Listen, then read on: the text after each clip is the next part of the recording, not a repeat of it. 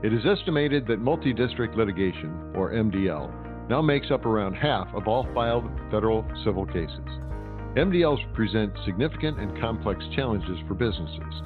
This podcast series, MDLephant, What's Big in MDL Litigation, explores key aspects of these high-stakes cases and what the future holds in store. I'm Randall Rubenking, and you're listening to Baker Hosts. In today's episode, the only rule of multi-district litigation is, we'll discuss the Federal Rules Advisory Committee's work on Proposed Rule 16.1, the challenges of creating comprehensive MDL rules, and the benefits and shortcomings of the proposed rule. Our guests today are gketeltas, partner and leader of BakerHostetler's commercial litigation team, and kcutts, a partner on BakerHostetler's commercial litigation team. Let's listen in.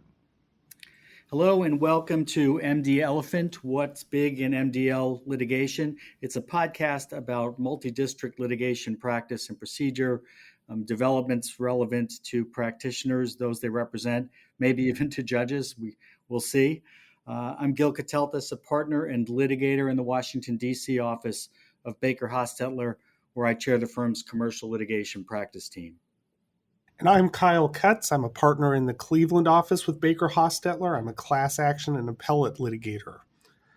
Gil, before we get started here, let's talk about the elephant in the room, or more appropriately, the elephant in our title. How did you land, or how did MDLephant land on us? Yeah, I should start by thanking you. I appreciate you buying into MDLephant after I proposed it. I know you thought, I probably figured it just sounded good. And I'm not going to deny that, but I have now come up with an origin story or two, and I'll quickly share it. The first is, there's this famous quote from Bishop Desmond Tutu, there's only one way to eat an elephant, one bite at a time. And let's put aside, why would you eat an elephant? That's probably a whole different podcast. But I think this captures, the experience of anyone who has been dropped into multi-district litigation, from a new transferee court to the lawyers, to clients. There's just a daunting task of organizing sometimes hundreds of actions, litigating what matters, and trying to get matters resolved. So that's one way to think about it, right? There's a big, as you say, elephant in the room, and we got to take it a bite at a time. The second one is that famous parable of the sightless people who encounter an elephant and try to describe it, and they each describe it differently, right? The person at the trunk says an elephant's like a snake, and the person at the tusk says, oh, an elephant is a sharp, deadly killer, and so on and so on. And I think that's one of the problems we encounter in trying to, if fix is the right word,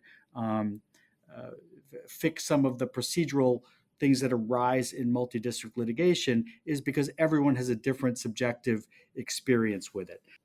So, Kyle, those are my origin stories. I'm going to stick with one of them to be decided later. That brings us to this episode, which I think is your brainchild. Why don't you tell us what we're going to talk about today? Sure, but before I do that, let me say the fact that you've wrangled me into participating in a podcast called MDLephant goes to your strengths as an advocate. So kudos to you for that.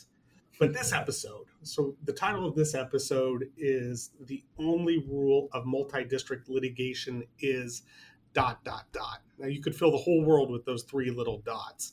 Maybe it's the Fight Club.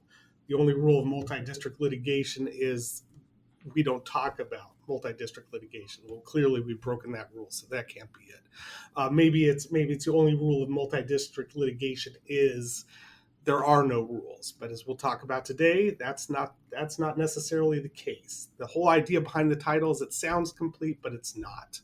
After all, multi-district litigation just requires a couple of cases with common factual issues emanating from civil actions pending in different federal district courts. If you've got that, and if you can convince the judicial panel of multi-district litigation that your case warrants MDL treatment, then you've got an MDL. Let me interrupt you there for a second, Kyle, because I'm sorry, go ahead. I think that's an interesting point. I looked back at what the JPML, the Joint Panel for Multi-District Litigation, heard, I think, a week or so ago in deciding, what cases should be consolidated. And the docket just shows how different these matters can be. There's a data breach action.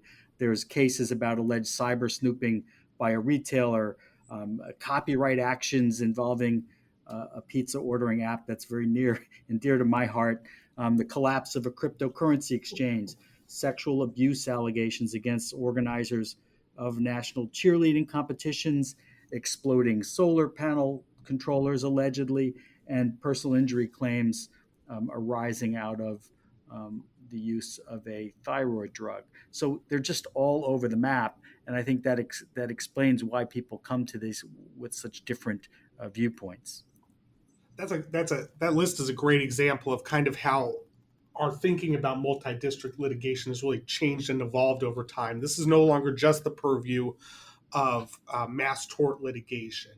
Almost any kind and every type of litigation, civil litigation you can imagine, might find its way into an MDL, and that presents a really good example of it. So the challenge becomes, what kind of rulemaking, if any, is appropriate in this sphere.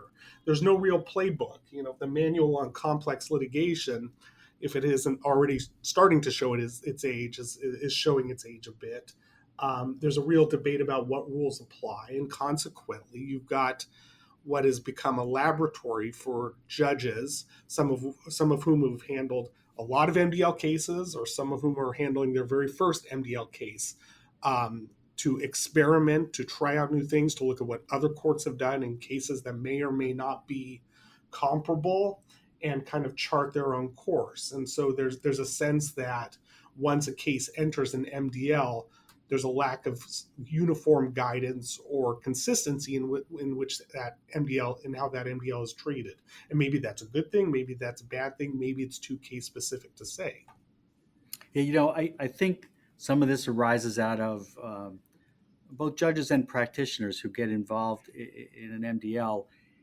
I think they've been given a very special job, and they have to wrangle a massive dispute, or collection of disputes that emanated from courts all around the country, to be good shepherd for those disputes. Resolve what can be resolved, what should be resolved, to help the parties decide what's worth pursuing and not, and then to send what's left back from whence they came for trial. That special job sometimes gets in the way of rules. We've got rules, and oftentimes you don't see courts focusing on the rules in the same way that they might in other litigation. The phrase multi-district litigation doesn't appear anywhere in the Federal Rules of Civil Procedure, but nor do the rules say multi-district litigation or any litigation is exempt from the rule. Well, that's not true. There's some limited exemptions, but certainly not for multi-district litigation. No, quite the opposite. And I'd point to Rule 1 first and foremost. That rule defines the scope and the purpose of the civil rules. It says that the civil rules apply in all civil cases, which of course includes MDLs themselves and the cases consolidated within the MDLs. And Rule 1 requires that the civil rules be applied to secure a just and speedy, and yes, even inexpensive resolution of cases. And again, that applies to MDLs as well. Those should be resolved in a just, speedy, and inexpensive way. So I think that provides a firm footing into the civil rules overall and kind of sets the tone for how MDL should be litigated consistent with every other case out there.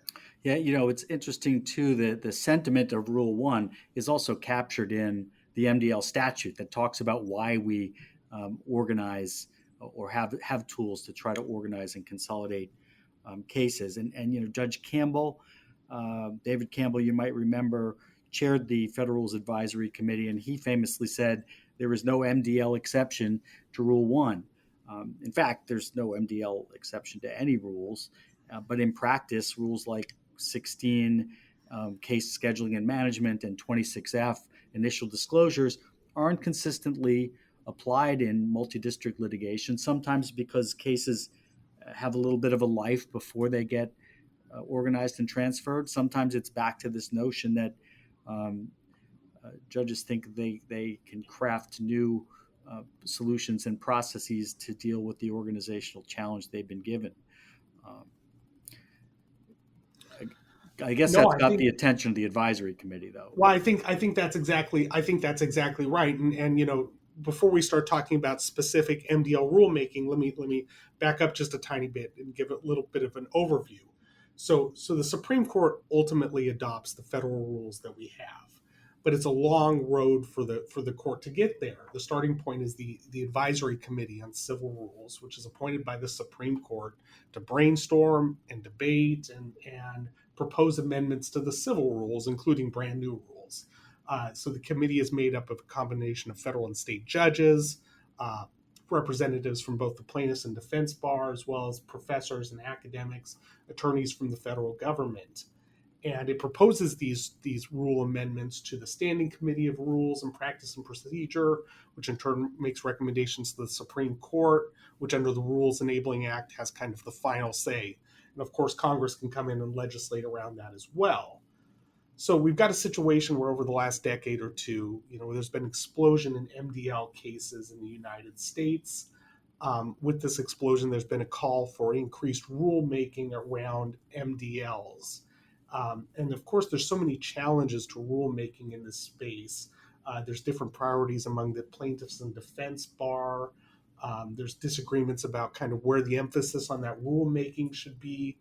And second, as we've already talked about, MDLs are not the same. And a rule that might make complete sense in one case might make no sense in another and might cause harm in the third. And so how do you rule make around that? That's a challenge that the Advisory Committee on Civil Rules has wrestled with for the last 5-6 years. It's the problem they set out to resolve starting in about 2017 with the creation of a subcommittee dedicated specifically to addressing MDL rulemaking. And so what that subcommittee did, it started by considering amendments of all sorts. It received a lot of suggestions about increased interlocutory appellate opportunities or third-party funding of litigation and rulemaking around that, or whether master complaints should be filed, and Rule 26 initial disclosure requirements, considering adopting those to MDL rulemaking. And so what they seem to have settled on, after considering all those different options, is rather a new rule, a Rule 16.1, that's specifically addressed to initial case management in the MDL context. Yeah, now you and I attended the last meeting of this advisory committee where this rule was discussed. And, I have to say it still wasn't a foregone conclusion that there should be a rule at all. We've got, Right. I'm reminded of, more than a decade ago, you might remember there was a debate in the Alabama legislature about rules that would have allowed more craft brewing in the state or allowed it at all. And there was a famous moment where one state representative, passionately asked, what's wrong with the beer we got? And I kind of feel the same way here. And I suspect others do too. What's wrong with the Rule 16 we've got? Why do we need to put a 0.1 in front of it? Why can't we just point people to this rule and say, do what the rule says? Well, I think that's exactly the problem the advisory committee was wrestling with. One of the things that comes when you make a rule is you've effectively put in a commandment, thou shalt or thou must. And this rule the proposed Rule 16.1 that the advisory committee voted to adopt and send for publication to the standing committee noticeably is thin on must language. It includes, I would describe it as a series of prompts or guidelines rather than hard and fast rules. And let me get into some specifics. It prompts that judges and attorneys in a newly filed MDL should hold an initial case management conference to develop a management plan for carrying out the MDL. And thereafter, the parties should, again, quote, should, prepare a report that, quote, may include the topics or issues identified in Rule 16.1 and any others that the judge wants addressed. I think there was a concerted effort by the committee not to be too proscriptive in how judges and parties must proceed, and think about these more as guidelines that, is a one size fits most series of suggestions or criteria that come up in many MDL type cases. Yeah, I mean, I guess the point is we'd like you to discuss these things, see which ones apply, and help you organize the case. And in fact, some components of this rule envision organizational efforts before there's even a first conference with the transferee court and interim leadership. Really, what you could describe to get the work done that Rule 16.1 envisions. But to me, we keep coming back to something that the Rules Committee's talked about before. Groups like the Sedona Conference have talked about.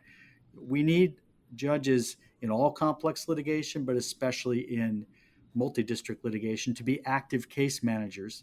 And we need active case management to start at the very earliest stage and to be supported by parties on both sides of the V trying to roll up their sleeves and helping that organizational effort. Otherwise, these cases just can go in a lot of unsavory directions.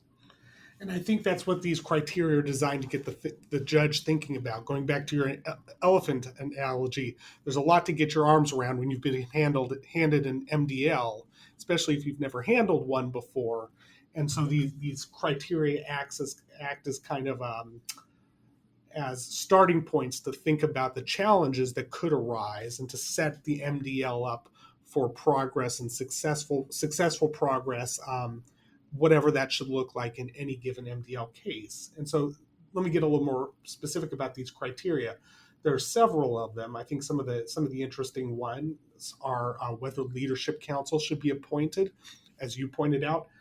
This includes both appointed for the purposes of handling this initial case management process and then carrying the case on forward through discovery. The identification of main factual legal issues presented in the case, how that should be done and how that should be communicated to the judge and to the parties. Whether consolidated pleading should be used, whether a magistrate or special master should be involved, a proposed discovery plan. And one other that I want to specifically highlight, and I'll quote this one verbatim because I think it's important. How and when the parties will exchange information about the factual bases for their claims and defenses, end quote. I quoted that one in full because I think there's a ton baked into it. And I think going forward, there's going to be a lot of discussions and opportunities for advocacy around that specific item. Yeah, that is certainly a hot button issue on both sides of the V. I think the plaintiffs feel like this will turn into some vetting, gatekeeping function that is burdensome, unfair, unnecessary. The defense feels like it's absolutely necessary in some cases to decide who even should fairly be in a case and have their claims heard. I know this is a subject near and dear to both of us that we're going to talk about in our next episode, but that is, to me, the touchy issue and the one that frankly has gotten watered down from, I think, where discussions initially started about early exchange of information. That's exactly right. I think one of the purposes of this criteria is to get the judge and the parties thinking about how can we identify and eliminate frivolous or meritless claims. Now, of course, that should be done first and foremost before the lawsuit is ever filed. But as you and I know, that doesn't always happen. And that can become a burden in the MDL, both at the initial filing stage and as the case proceeds along towards whatever resolution it reaches. And so the question that I think the public is going to be asked to weigh in on, and that the committee is ultimately going to have to wrestle with, is this criteria accomplishing it? Is it accomplishing what it's set out to do? Is it giving the courts enough of a prompt and enough of guidance about how to address these issues? Is it truly addressing the problem? Right. So I hope we've whet people's appetite for paying attention to Rule 16.1. I think what's next, I think you and I both agree, the Standing Committee is likely to adopt the Advisory Committee's recommendation to publish Rule 16.1 for comment. That is a great thing for folks to get involved in if they care about this rule. You can offer testimony, you can offer written comments, and I expect they will be substantial as they were, for example, with the last round of changes to Rule 26F. So if you care about the rule, please pay attention and get your thoughts in there. Why don't we end with the predictions about this rule? I'll go first. I think this rule will look a lot different after the public comments, and I predict, and maybe I should just say hope, that the provisions on mutual exchange of information relevant to claims and defenses will be strengthened. I have that hope based on my experience with Rule 26F. I testified at that final Rules Committee hearing, and after that hearing, without any additional comment, the Rules Committee changed the proposed rule and made it the proposed final and elevated proportionality to a more prominent place in the rule, which I think was a good thing. But that happened because of a groundswell of comments favoring that. So I don't know if you've got a different prediction. No, that's a good prediction. Let me agree with you a little bit and disagree with you a little bit. So where I disagree with you is, I think at the end of the day that the overall Rule 16.1 approved by the committee for further review and publication is going to be the Rule 16.1 that makes its way up through the standing committee to the Supreme Court. I don't think the language that uses should is going to become a must. I think it's going to remain rather loose. I think that many of the criteria are going to remain the same because I think they are the types of things that courts should be thinking about. Where I agree with you is I think there's going to be a lot of discussion and debate over the early exchange of information criteria, how that's worded, how that's conveyed. And I wouldn't be surprised if it changes quite a bit. But I think how and whether it changes depends a lot on this upcoming public comment process. All right. Well, we're both on record on this issue, and we'll come back to you soon with another discussion focused on vetting, gatekeeping, whatever word you want to use, the concept, the debate of how we and whether we should vet claims and defenses in any way. Thanks for listening. Thank you. Thank you, Gil and Kyle. If you have any questions for Gil and Kyle, their contact information is in the show notes. As always, thanks for listening to Baker Hosts. Comments heard on Baker Hosts are for informational purposes and should not be construed as legal advice regarding any specific facts or circumstances. Listeners should not act upon the information provided on Baker Hosts without first consulting with a lawyer directly. The opinions expressed on Baker Hosts are those of participants appearing on the program and do not necessarily reflect those of the firm. For more information about our practices and experience, please visit bakerlaw.com.